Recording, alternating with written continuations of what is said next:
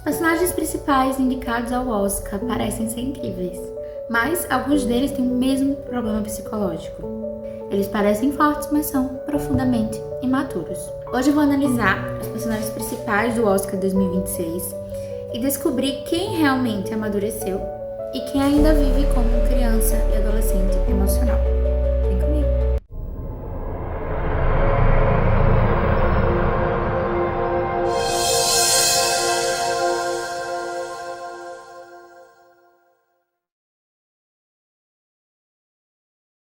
Aqui tá a lista, dos filmes do Oscar que eu assisti. Eu não assisti todos, Provavelmente não vai dar tempo de assistir todos. E nem sei se eu tenho tanto interesse de assistir, mas os que eu assisti estão aqui. Então eu vou comentar alguns deles, tá? Não está na ordem de que eu assisti, mas não necessariamente está na ordem que eu vou comentar. Afinal, o primeiro, inclusive, foi o segundo que eu assisti, que, digamos que, pra mim é o pior. Então eu vou começar do pior até o melhor, que é Marte Supreme.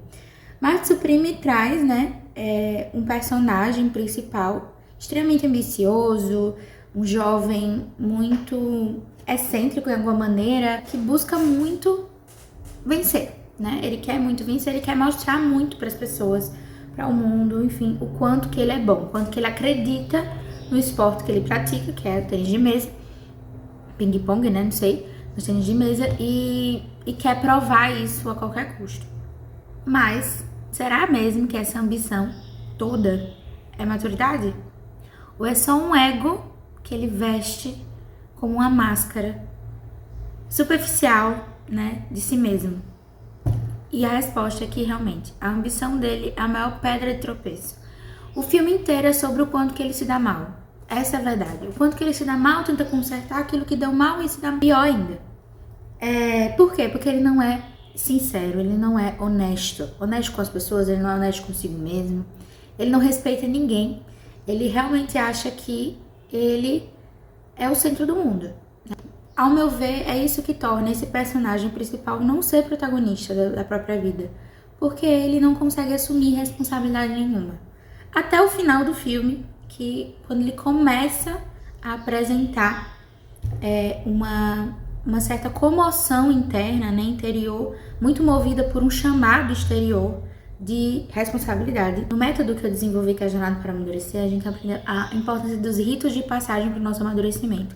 Os ritos de passagem são exatamente o momento em que o mundo, a nossa vida chama a gente a amadurecer. E é isso que acontece com Marte Supreme. Na verdade, ele tem vários chamados de amadurecimento, mas ele não atende nenhum. Ele não quer amadurecer, ele só quer ganhar, ele só quer vencer na vida, como se vencer na vida puramente fosse o suficiente para ele se sentir realizado, porque na verdade mesmo, um amadurecimento profundo é que nos faz realizado. O Marte, ele acaba só realmente atendendo a um chamado para amadurecer, muito forçadamente, tá, gente?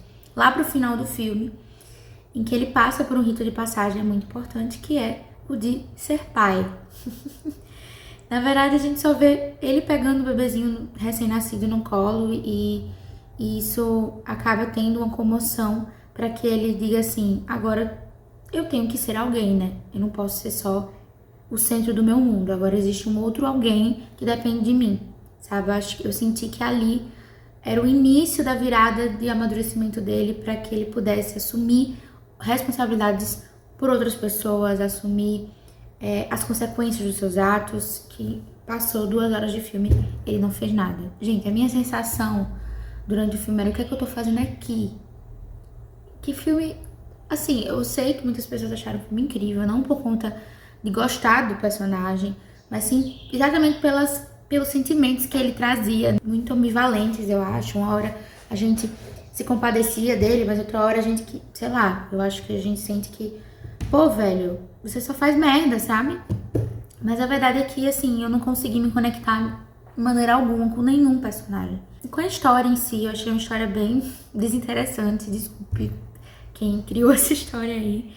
E o Timothée Chalamet, eu gostava dele, até ele realmente mostrar que ele é mais parecido com Marte Supreme do que meramente atuação.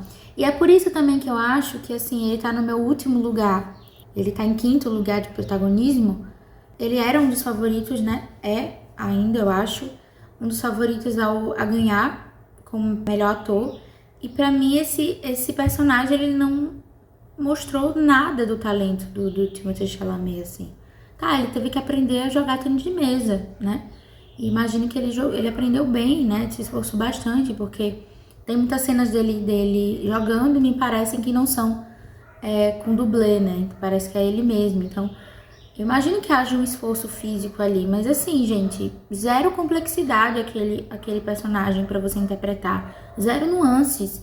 Ele só é um personagem odioso. Eu imagino que interpretar papéis odiosos são mais fáceis, porque é só você botar o pé na jaca, sabe? Chutar o balde.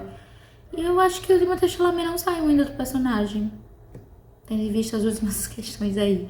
Ou talvez ele seja muito parecido com o seu personagem. Então, assim, gente, já mostra o quanto que ele não fez muito esforço, né? Então, é o menos favorito pra mim dessa lista pra melhor ator. É o menos favorito dessa lista no geral de protagonismo e de filme e de qualidade de filme também. Vamos para o segundo. O segundo filme que eu vou citar aqui, e é o quarto de protagonismo que eu trago, porque na verdade é bem difícil classificar esse, é Pecadores. O filme é Pecadores, né? Porque assim, eu acho que nós temos dois protagonistas, ou quase três protagonistas, aí. Os gêmeos, que são interpretados por Michael B. Jordan, né? Na tradução que eu assisti, né? Eu assisti legendado, tava Fumaça Ferrugem, né? E o Sammy, que eu acho que é realmente o protagonista, mas ele ainda é extremamente imaturozinho, ele ainda é um adolescente, né? Bem juvenil, bem com atitudes bem adolescentes ainda, e descobrindo qual é a sua missão, descobrindo qual é o seu chamado, enquanto que os gêmeos, eles já estão, antes de eles terem o seu propósito, né, atrapalhado por conta de circunstâncias, né, externas. Eu acho que o background dos gêmeos do Fumaça e Ferrugem são exemplos de quem assumiu o protagonismo da sua própria vida, assumiu a direção da vida deles. E eles tinham um ao outro como aliados ao mesmo tempo. Então, enquanto um buscava o protagonismo, o outro era coadjuvante para auxiliar o outro e vice-versa, né? Então, enquanto Fumaça buscava o seu protagonismo, Ferrugem era o aliado. Enquanto Ferrugem buscava o seu protagonismo, Fumaça era o aliado. Agora, eles tiveram que passar por muitas dificuldades, né? Imagino, enfim, por conta de todo o estado social ali que eles viviam. A família desestruturada também, me parece. Perdas familiares. Então, eles estão o tempo todo correndo. Eles não conseguem contemplar as relações, os momentos, aproveitar também a felicidade, aproveitar o que eles têm, que é um ao outro, o dinheiro que eles conseguiram. E eu acho que quando eles estão no momento de aproveitar, tudo muda no filme, né? Eu achei que foi um filme com introdução muito longa, mas com o clímax muito rápido. Eu acho que eu senti uma falta de um desfecho maior. Apesar de que eu amo o final desse filme, de Pecadores. É um dos finais aqui mais legais, porque a gente mostra o Sammy, que é um terceiro protagonista, ou talvez o primeiro desse filme. O Sammy, que é primo desses gêmeos, né? Um adolescente ainda, um jovem, em busca do seu sonho. E aí ele mostra pra gente que realmente perseguir o seu sonho, quando ele é muito diferente do que é padrão ali, do que é imposto ali, é muito difícil, né? Mas mesmo passando por um trauma muito grande, o Sammy, ele ainda assim consegue se reerguer e consegue assumir os seus sonhos. E eu vejo com tranquilidade que ele assume isso, né? Eu não sei como ficou a relação dele com os pais, mas às vezes para amadurecer a gente precisa decepcionar os nossos pais. Não necessariamente desrespeitá-los, porque eu acho que é isso que os gêmeos acabam faltando em algum determinado momento, eu acredito. A gente não sabe muito bem ao certo a história dos gêmeos, de certeza. Talvez eles vieram num contexto de violência, então que realmente a solução era se defender, era realmente fugir daquele contexto violento. Mas a verdade é que eu acho que o Sammy, ele consegue coexistir entre a dor da decepção dos pais, que ele teve que decepcionar para perseguir o seu chamado vocacional, o seu chamado para amadurecer, de percorrer mesmo um propósito, assim, mas ele consegue ter paz também no propósito, em seguir o seu propósito. E quando eu falo sobre decepcionar os pais, é decepcionar no sentido de que eu não vou atender exatamente as expectativas deles, mas não que eu vou fazer uma forçação para empurrar a goela abaixo que os pais me aceitem. É uma decepção, mas ao mesmo tempo é uma busca por honrá-los também com as minhas próprias decisões. Não honrar as decisões deles, não honrar as expectativas deles, mas honrar as minhas decisões sem desrespeitá-los, sabe? Eu não preciso que os meus pais me aceitem para poder seguir meus sonhos. Quem consegue viver isso, consegue atingir um protagonismo, uma maturidade muito elevada. A compreender que eu não preciso que meus pais me aceitem. E aí, quando eu falo meus pais, meus pais, minha família, me aceitem exatamente, me apoiem em tudo, mas eu também não preciso desrespeitá-los para poder seguir meu caminho, né? Então, acho que é esse meu termo que eu sinto, não tem muitas informações, mas eu sinto que o Sammy, ele consegue fazer isso. É um filme muito único, muito autêntico, Pecadores. Eu indico muito assistir se você tem uma certa abstração, um pouco de fantasia, né, de realidade, coisas muito doidas, porque realmente acontecem coisas muito doidas, muito fantasiosas, mas tem música e a parte musical é a melhor parte. Junto com a atuação do Michael B. Jordan, junto com a atuação do carinha que faz o Sammy também. Muito bom. As atuações, assim, fenomenais. É um filme muito rico, eu acho. E esse é um dos pontos, né, que mais me fascina no cinema. A riqueza que muitos filmes têm e que quanto que personagens eles revelam padrões e questões humanas tão reais. E foi exatamente por isso que eu criei o Psiflix Club, que é o nosso clube onde a gente usa filmes e histórias para entender a nossa própria história. Então é um grupo de desafio de 4 semanas em que a gente vai estar reunido num clube exclusivo em que vocês vão poder assistir aulas em formato de episódios semanais sobre a jornada para amadurecer, que é um método que eu desenvolvi sobre como viver uma vida adulta com sentido, de forma madura e criativa. Então vamos ter aulas, vamos ter desafios semanais. Então toda semana eu vou estar mandando desafios que reúnem psicologia e cinema, tudo num só. E também vamos ter um encontro ao vivo que eu vou orientar a sua própria jornada para amadurecer. E você ainda vai concorrer a um encontro individual de orientação comigo sobre o seu processo. Vale muito a pena. Está apenas por R$ 96 a entrada nessa segunda temporada. Eu realmente acredito que você não pode perder essa oportunidade de encontrar o protagonismo da sua vida junto comigo e com a comunidade que vai estar caminhando junto com você. E a importância das nossas relações, né, que é algo que a gente vai ver muito no Psiflix Club, é muito do que a gente vê também no próximo filme, que é Hamnet. Hamnet, a história antes de Hamlet, eu acho, uma coisa assim. É um filme que o protagonista não é o Hamlet, o protagonista não é o Shakespeare, que é o criador do Hamlet, que é o pai de Hamlet, né, nessa história. Na verdade, é a protagonista, que é a Agnes, a esposa de Shakespeare e mãe do Hamlet, né. Agnes é uma jovem que, desde muito pequena, foi criada e educada para a mãe, para um contato muito místico com a natureza. Então ela tem um contato com a natureza muito intenso, a ponto de até ela ter um pouco de dificuldade de se relacionar com outras pessoas de uma forma civilizada mesmo, né? E aí que tá a questão sobre os excessos, né? O que eu vejo em Agnes, nessa personagem, que ela é extremamente complexa e bonita, é um filme extremamente simbólico, lindo, belo, mas até por vezes confuso, com excesso de símbolos e de conceito que ele traz, mas no geral, o início pra mim que pesa mais, mas no geral é um filme muito bonito e muito bom, muito emocionante. Você tem que estar com um pouco de a terapia em dia, sabe? Com esse filme, porque se você não estiver, você vai ter pauta pra levar pra terapia. E Agnes, ela tem esse profundo contato com a natureza, esse contato até mesmo selvagem um pouco, né, intuitivo, enfim, místico dela, também acaba criando uma certa barreira com as outras pessoas, né?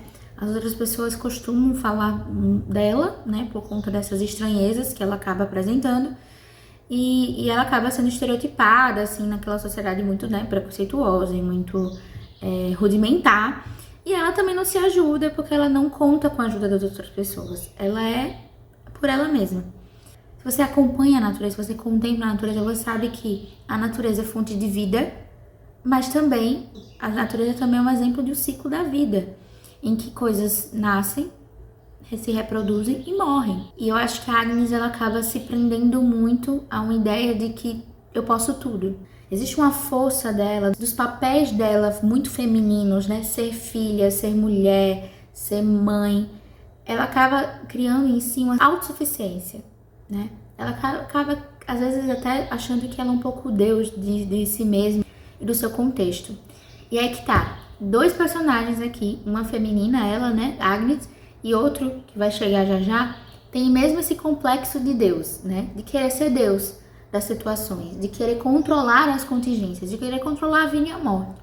Então a Agnes, ela passa por um luto e ela não consegue processar esse luto bem, elaborar esse luto bem, porque ela fica presa à ideia de que ela tinha controle. Ela é extremamente amante do que a natureza pode propor a ela enquanto recurso, mas a verdade é que ela não consegue ser coerente com isso, as atitudes dela, porque se ela realmente, né, fosse coerente com esse apreço que ela tem pelo natural, ela iria saber que a gente não controla verdadeiramente as coisas, né?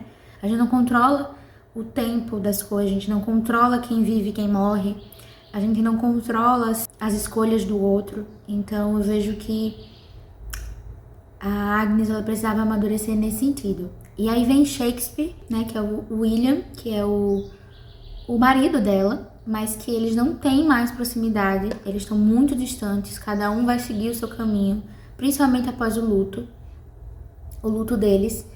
E ela, no momento em que o procura e ele não quer ser achado, também tem isso. Eles dois se isolam, mas no momento em que ela a procura, ela encontra a obra dele, ela encontra a arte dele, que ela nunca antes teve contato. E essa arte que ele faz foi uma forma de ele elaborar o luto, uma forma de ele elaborar as incertezas, né, da vida, da morte. E é um filme também que, pra mim, mostrou a importância de a gente ter uma espiritualidade. Porque por mais conectada com a natureza que a Agnes fosse, ela não tinha espiritualidade. Ela não tinha a dimensão espiritual bem desenvolvida. Não por ela não acreditar em Deus, vamos dizer assim, né? Mas porque ela realmente não fazia esse esforço.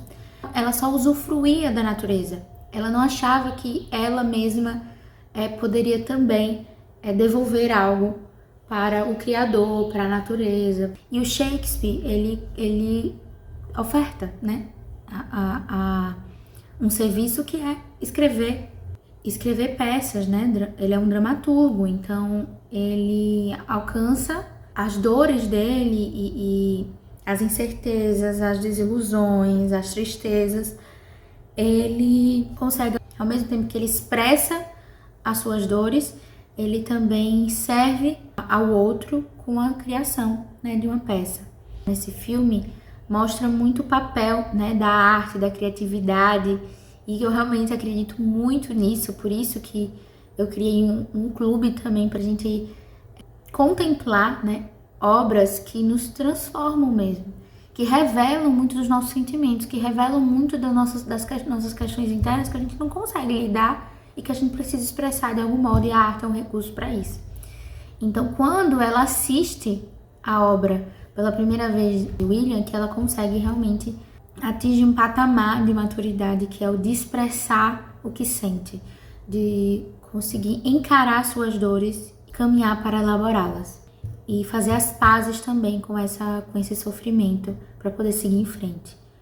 Então é belíssimo as cenas as quais mostra isso. Nosso quarto, mas segundo lugar de protagonismo está o filme Frankenstein. Frankenstein também a gente vê uma outra forma de complexo de Deus como um sinal de imaturidade, né? Victor Frankenstein, que é esse médico, esse personagem, um dos personagens principais, né? É o personagem principal, eu acho que desse filme. O filme está em segundo lugar, mas não é ele que está em segundo lugar, tá? De protagonismo aqui. Porque, na verdade, o Victor, ele vive a sua vida em busca da vaidade de querer ser Deus. Aquele que dá a vida, E isso acaba desumanizando o próprio Victor. Na busca dele de criar vida humana, mesmo depois da morte, muito mediante a traumas dele, a um trauma dele, né, de uma perda.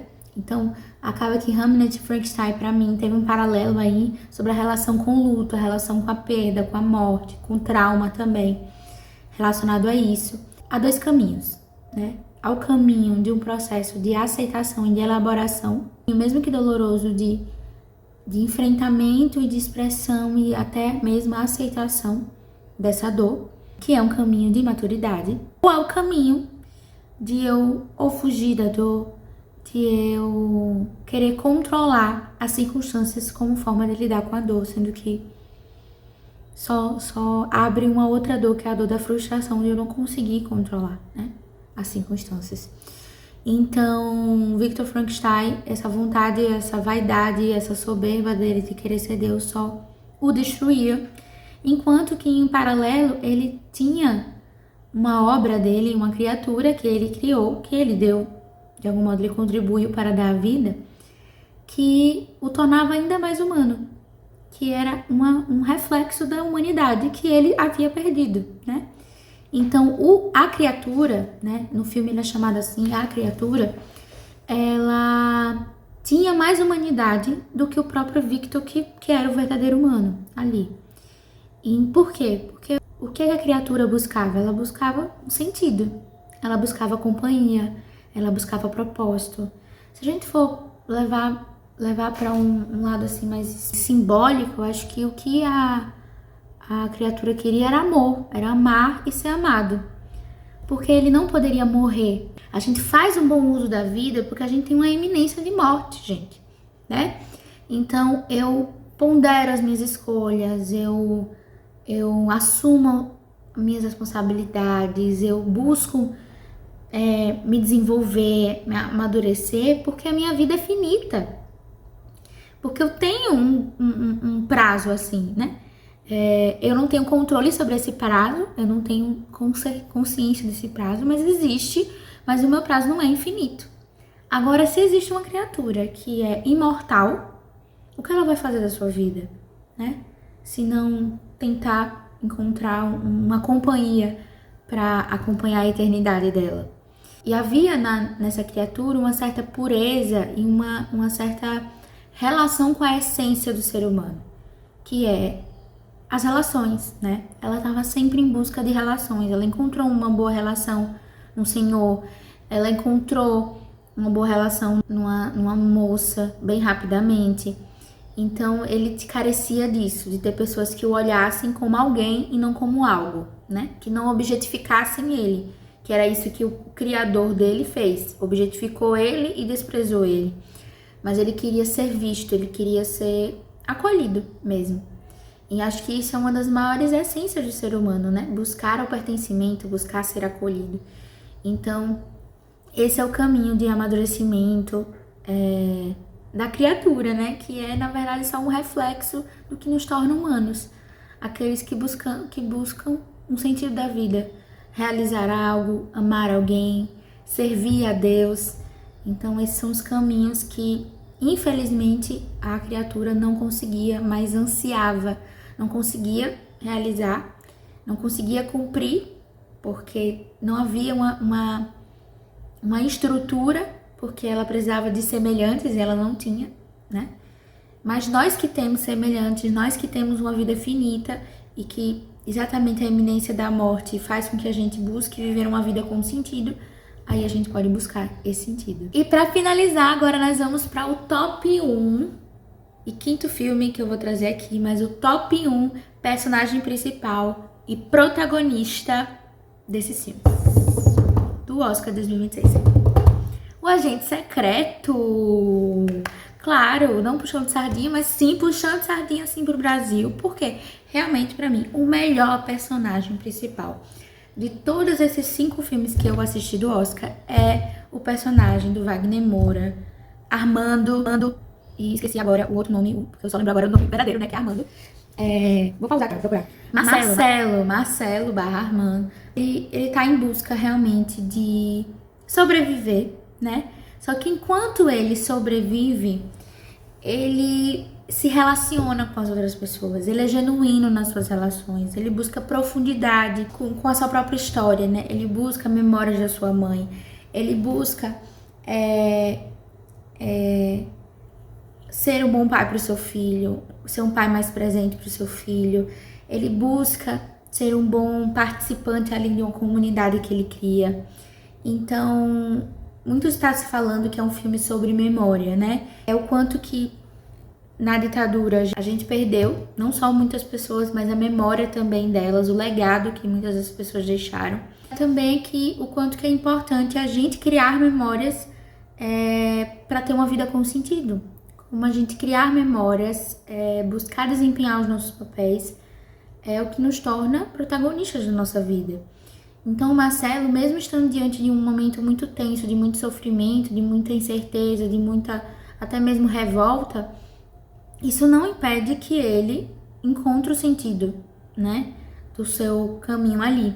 É o ser pai, ser genro, é ser filho da sua mãe, que mesmo que já partiu, ele ainda poderia entrar em contato com a memória dela, com a história dela.